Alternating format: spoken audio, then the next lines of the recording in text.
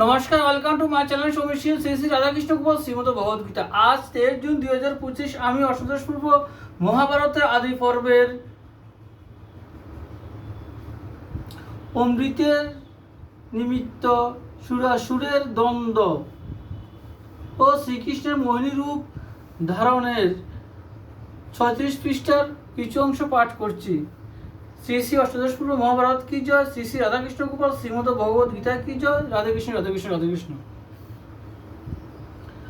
মুনিগণ বলে, শুনো সুতে নন্দন, শুনিলাম যে কথা সে অদ্ভুত কথন।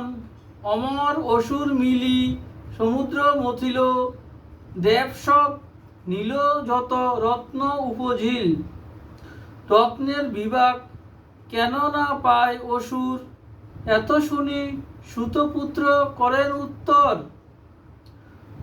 সৌতি বলে দৈত্যগণ একত্র হইয়া, দেবগণ হইতে সুধা লইল কাড়িয়া। সবাকার শ্রম হইল ক্ষীরোদ মথনে, যা কিছু উঠিল সব নিল দেবগণে। ঐরাবত হস্তি নিল বাজি উচ্চৈশ্রবা, লক্ষ্মী কস্তুবাদি মণি শতচন্দ্র আবা।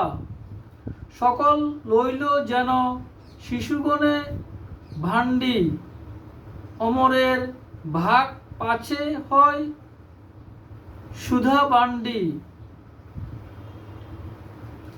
এত বলি কাড়িয়া লইল দৈত্যগণ, দেব দৈত্যে কলহ হইল ততক্ষণ।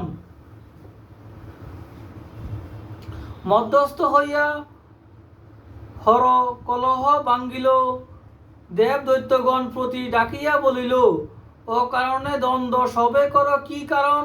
সবার অর্জিত সুধা লহ সর্বজন, শিবের বচনে দ্বন্দ্ব নিবৃত্ত হইল। কে বাটিয়া দিবে সুধা সকলে কহিল।